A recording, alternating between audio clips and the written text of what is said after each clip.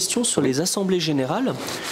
Comment est-ce qu'on pouvait faire une assemblée générale dans un royaume de France où, par exemple, pour aller d'ici à Paris, il fallait peut-être 3 ou 4 jours de cheval et où du coup c'était difficile d'envoyer quelqu'un qui était réellement le patron, entre guillemets, à Toulouse pour l'envoyer à la cour à Paris ou vice-versa.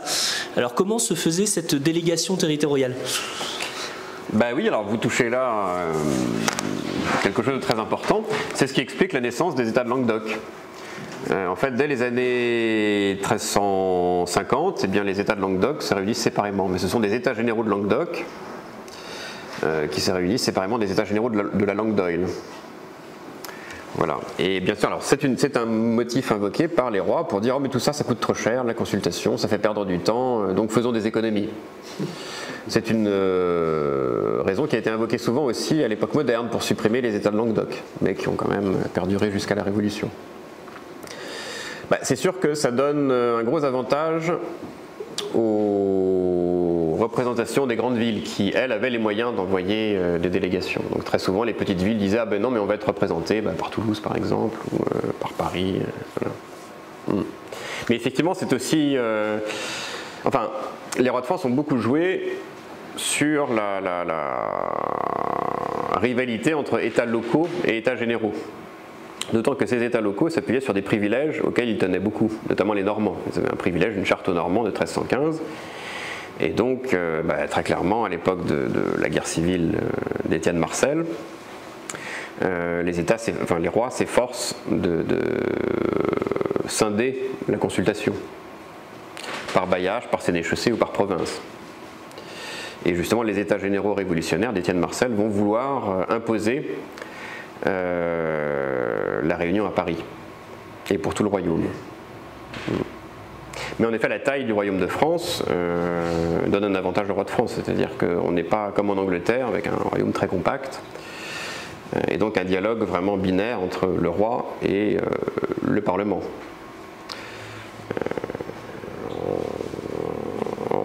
En France, quand les Parisiens ne sont pas contents, eh bien Charles V peut convoquer les Champenois et les Bourguignons pour essayer de trouver de l'appui chez eux.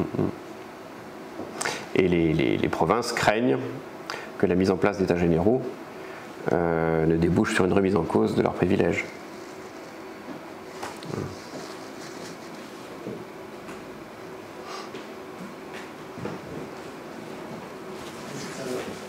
Merci beaucoup pour cette présentation. J'aurais une question, c'est au sujet que dans la guerre de 100 ans, il y a une période qui se conclut avec le roi Jean, justement, avec les défaites de Poitiers et sa capture. Et il y a cette période qui se conclut avec Charles VII, justement, celle de la guerre civile. Mais il y a justement cette période qui s'ouvre avec Étienne Marcel, dont vous avez parlé. Mais il y a aussi donc, le roi Charles V qui arrive entre les deux et qui fait justement cette période de transition de paix, et où pourtant se posaient aussi ces questions que vous avez posées, sur lesquelles Charles VII va se confronter ensuite. Comment lui a réussi justement à instaurer ce surnom avec ce surnom qu'il avait reçu de roi avocat? Comment a-t-il lui fait cette synthèse, j'ai envie de dire, entre l'absolutisme que les Valois ont voulu imposer et justement cette demande de parlement et de représentation sur la question de l'impôt permanent, qui est justement l'enjeu, comme vous avez dit? Oui. Alors, en effet, pour moi, Charles V, c'est vraiment celui qui a défini la stratégie que vont suivre les rois de France jusqu'à Louis XI. Il y a une vraie continuité. Alors évidemment, c'est le premier, donc il y a quelques tâtonnements, mais en effet, lui réussit cette synthèse entre le programme réformateur et ses ambitions absolutistes. Et de ce point de vue, son gouvernement a été couronné de succès. Oui. C'est vraiment lui qui trouve les bonnes recettes. C'est lui qui est le premier à donner des privilèges aux villes. Alors, mais bon, Charles V, lui, s'intéresse assez peu au gouvernement des villes. Ça, c'est vraiment Louis XI qui le fera. Alors, il va réunir quand même assez souvent des États généraux. En 1363, c'est encore son père, Jean le Bon, mais en 1367, 1369, donc il fera attention quand même de rester fidèle à l'idéal de gouvernement délibératif, sans jamais l'ouvrir trop. Voilà. Mais il fait très attention à la forme. Alors cet équilibre est rompu à partir du règne de Charles VI, à partir de la répression des révoltes de 1380-1383. Déjà dès la fin du règne de Charles V, on sent quelques craquements et un peu les limites de la méthode Charles V, puisque Charles V accordait de très larges délégations à ses frères. Et en Languedoc, eh bien, son frère, le duc d'Anjou, va beaucoup abuser, et le Languedoc va être très fortement pressuré, et c'est en Languedoc qu'auront lieu les premières révoltes antifiscales. Mais il n'empêche que c'est lui qui a trouvé effectivement la formule gagnante. Voilà.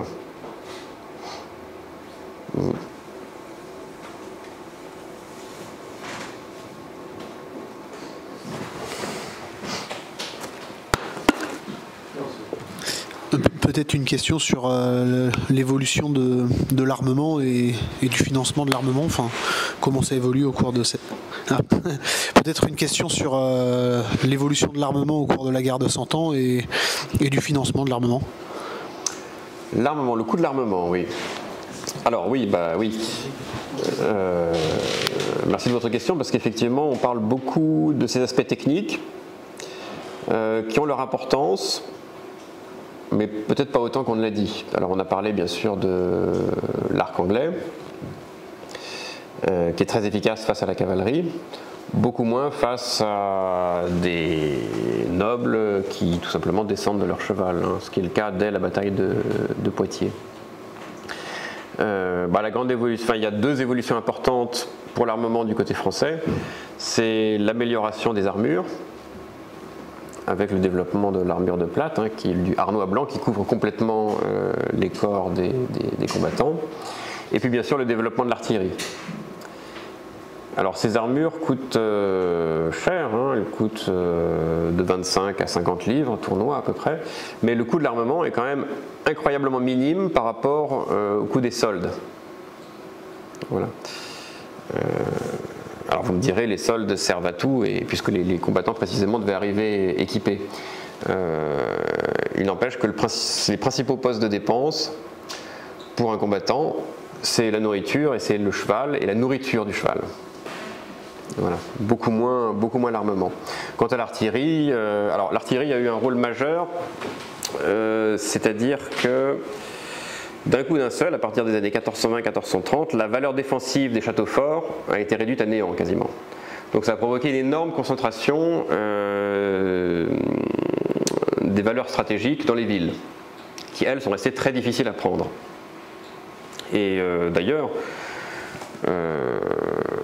il y a très peu de sièges à la Vauban, si vous voulez, au cours du Moyen-Âge. Il y a le siège de Calais en 1346-1347. Il y a le siège de Rouen en 1418-1419, sinon on n'assiège que de toutes petites villes.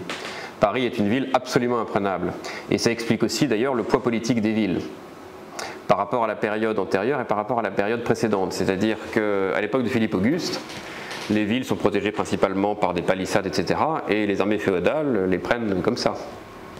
Toutes les grandes villes sont, sauf Paris et Rouen, mais toutes les grandes villes sont prises d'assaut et pillées à l'époque de Philippe Auguste et de Richard Cœur de Lion.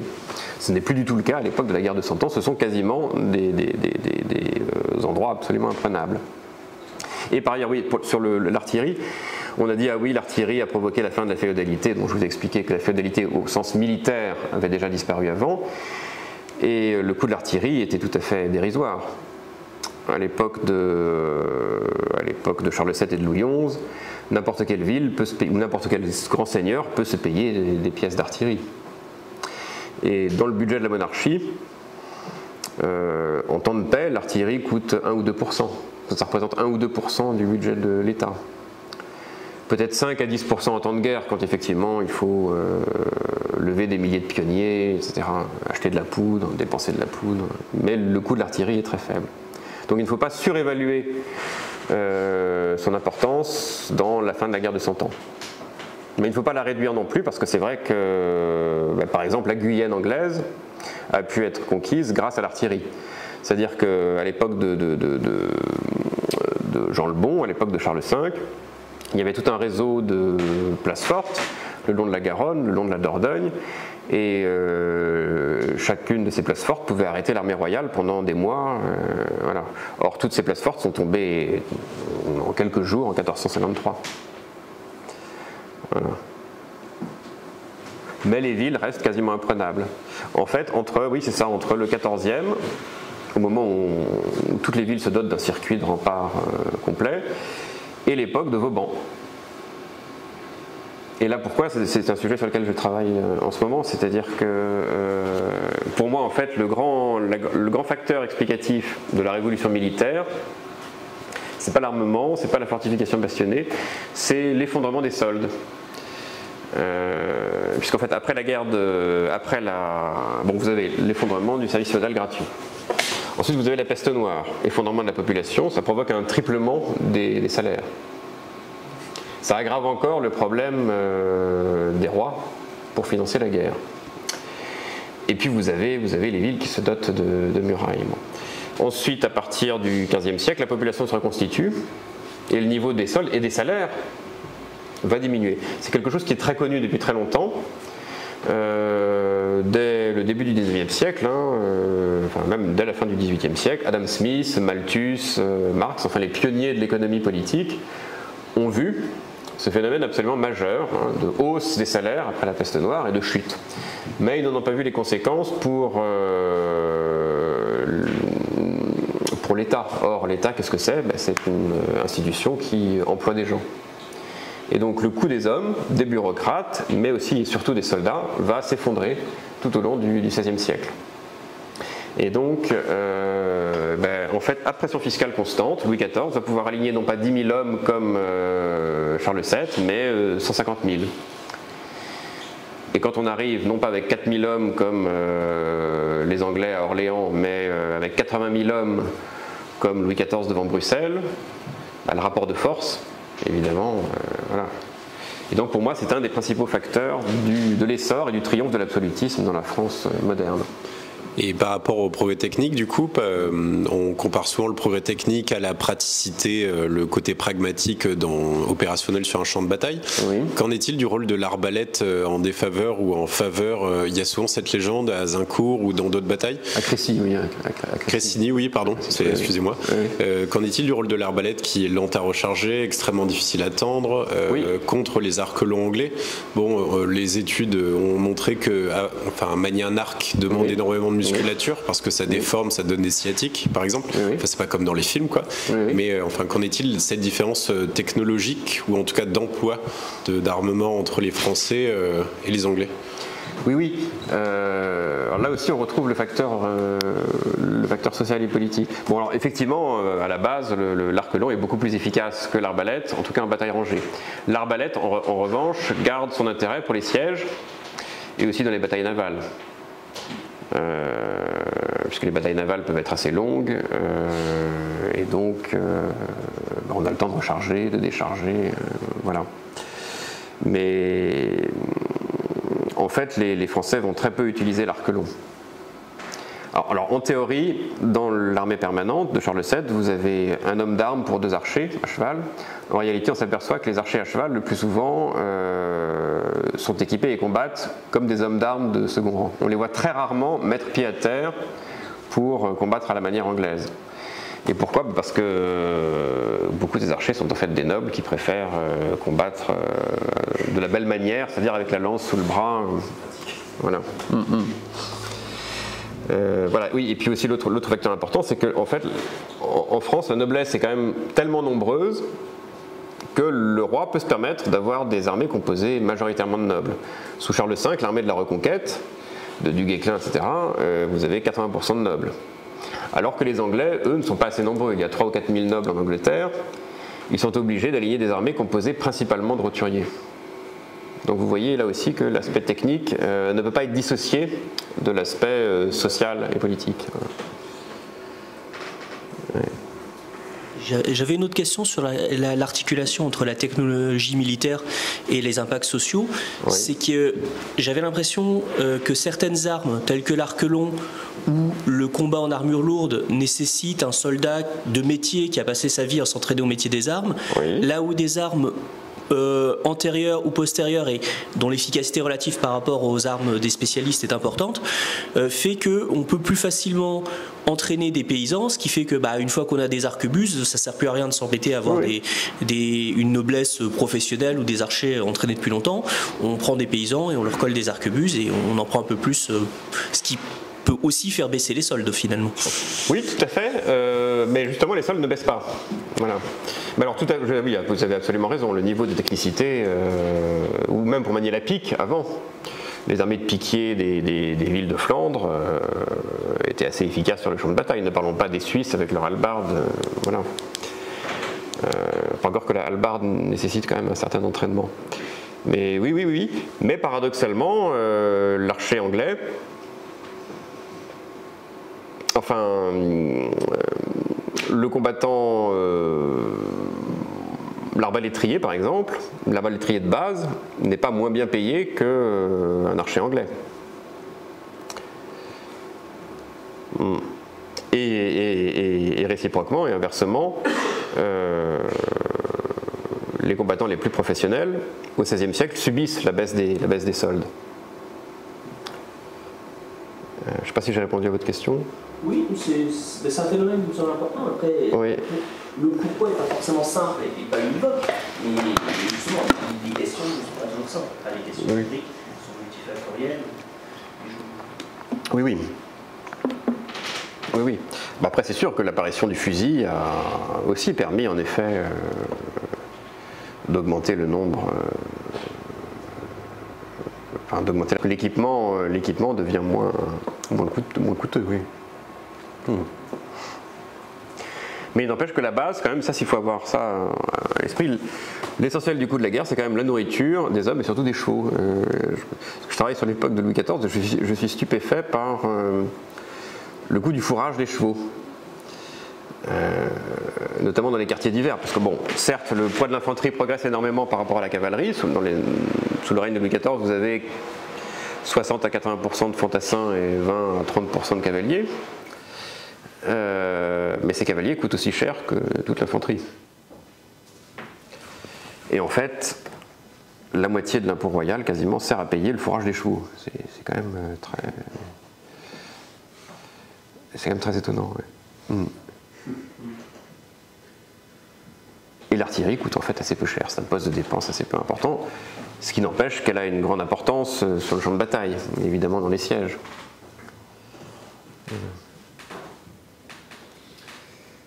Moi j'ai pas vraiment une question, c'est plus un commentaire sur... Vous avez parlé beaucoup d'impôts et du coup ça m'a fait un petit peu sourire puisque ça met en perspective un peu ce que nous vivons aujourd'hui, du coup, parce que forcément on pense aux impôts bien sûr, que nous devons payer aujourd'hui. Donc voilà, c'est plus un commentaire. Vous devez sourire quand vous étudiez l'époque de la guerre de 100 ans puisque vous nous avez expliqué par exemple qu'un roi a eu du mal à imposer une taxe de 0,4% sur les transactions commerciales. Oui. Elle a même dû y renoncer. Oui. Il a dû y renoncer. La TVA aujourd'hui est à 20%. Vous dites que durant la guerre de 100 ans, le taux de prélèvement obligatoire sur la richesse nationale, si je ne dis pas de bêtises, est de 10% ou... À peu près, oui, à peu près. Aujourd'hui, je crois que c'est 47, 48, un truc comme ça. Et la Révolution française, la dette de la France, vous avez dit qu'elle était de 50% de la richesse nationale. Aujourd'hui, on est à 110%, quelque chose comme ça. 130, oui, je crois même. Ouais. Donc en fait, voilà, c'est pas une question, mais ça m'a fait sourire et je pense que vous devez sourire aussi quand vous plongez dans cette période et que le soir, vous allumez votre télévision pour regarder les débats politiques sur le taux d'imposition et les finances publiques. Oui, c'est sûr. Après, évidemment, les contreparties ne sont pas tout à fait les mêmes. C'est-à-dire qu'à l'époque de l'Ancien Régime, la seule contrepartie, c'est l'ordre. Ce qui est déjà bien.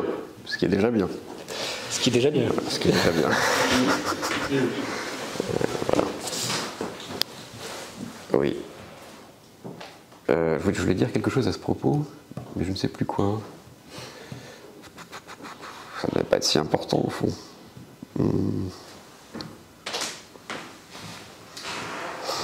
Bon, mais ça me reviendra peut-être un peu plus tard, trop tard. Peut-être qu'on peut partager tout ça autour d'un verre et d'un... Juste une petite question rapide. On n'a pas du tout parlé de mercenariat dans le cas des guerres, du coup. Est-ce que c'est parce que c'est une pratique qui était absolument absente ou il y avait des utilisations différentes d'un État à l'autre? C'est-à-dire, on parle souvent de mercenariat, mais pour moi, c'est un terme qui n'est pas approprié pour cette époque. Mais c'est une très bonne question. Les écorcheurs, par exemple, ne sont pas des mercenaires. Ce sont des gens de guerre du roi de France, mais qui ne combattent que pour le roi de France. Et précisément, ils ne sont pas payés, c'est d'ailleurs tout le problème. L'armée permanente, l'armée professionnelle, c'est une armée soldée, mais pas une armée mercenaire. C'est-à-dire qu'ils ne combattent que pour le roi de France. En fait, alors vous avez aussi les routiers du XIVe siècle, les grandes compagnies, qu'on assimile à des mercenaires. Là, le cas est un peu plus tangent. Bon, on est après la paix de Bretigny, dans les années 1360, et vous avez des gens de guerre, principalement gascons, mais pas que, des gens de guerre qui se constituent en grande compagnie pour rançonner les populations. Voilà. Et c'en est au point que le roi de France n'arrive pas à mettre 30 ou 40 ans pour rétablir l'ordre. Bon. Mais là aussi, je ne peux pas dire que ce soit... Pour moi, un mercenaire, bon, c'est quelqu'un qui est payé par un État, enfin qui est payé et qui est prêt à servir n'importe quel État pour de l'argent. Vous pensez plus à des étrangers qui viennent oui, c'est ça. très sollicités. Oui, c'est ça. Bon, vous avez les Écossais, évidemment, sous Charles VII. Mais enfin, c'est le résultat d'une alliance quand même entre deux États. Dans la grande époque du mercenariat, mais c'est lié à cette question des salaires, la grande époque du mercenariat, c'est le début du XVIe siècle. Parce que précisément, le mercenariat est la solution économique la plus intelligente. C'est-à-dire qu'on fait appel à des soldats qui sont déjà formés, qui sont déjà entraînés, qui sont déjà équipés, et qu'on peut renvoyer à la fin d'une campagne. Donc on n'a à les payer que 3 ou 4 mois. On n'a plus tellement besoin de mercenaires à l'époque du XVIIe siècle où vous avez tellement de pauvres et de miséreux sur le marché que vous pouvez les embaucher. Et en plus, effectivement, pour le coup, comme l'armement est devenu beaucoup plus facile d'utilisation, il constitue assez rapidement des soldats valables. Et donc, oui, les principaux mercenaires au début du XVIe siècle, ce sont les Suisses et les Lansquenets. Mais pour moi, les routiers ne sont pas des mercenaires. Vous avez très peu de capitaines qui changent de camp, qui passent du roi d'Angleterre au roi de France ou inversement. Ça arrive, bien sûr, mais c'est très rare. Et la plupart du temps, on combat pour son seigneur naturel, comme on disait à l'époque, c'est-à-dire le roi d'Angleterre si on était gascon, ou le roi de France si on était de toutes les autres provinces de France. Voilà. Pas des mercenaires génois au début de la guerre au service du roi? Oui, c'est vrai. Non, oui, tout à fait. Oui, c'est vrai. Mais bon, ils sont quand même assez peu nombreux par rapport... ils ne formaient pas quand même le cœur ou le corps des armées royales. Mais oui. Comment? Parmi les soldats forts, la taille des mercenaires génois, ça ne change pas grand-chose dans la guerre. Non, surtout en campagne, voilà. Surtout en campagne, oui. En fait, au XIVe siècle, après les premières batailles de Crécy et Poitiers, la guerre, c'est un peu comme à l'époque féodale. Vous avez des nobles en armure qui se combattent en bataille rangée, ou le plus souvent lors d'escarmouches, de coups de main, etc., qui prennent des châteaux. Voilà. En fait, la pratique de la guerre change assez peu avant la fin du XVe siècle. La deuxième moitié du XVe siècle, disons. Mais oui, mais c'est vrai que les Génois, on peut les assimiler à des mercenaires. Oui. Merci beaucoup, c'était absolument passionnant, on est tous d'accord sur ça. Maintenant, après avoir remonté le temps, je vous propose de refaire le monde autour d'un verre, une vino veritas comme on dit. Et merci beaucoup. Et je vous propose de passer à côté pour notre cocktail et pour ripailler. Merci. Merci beaucoup.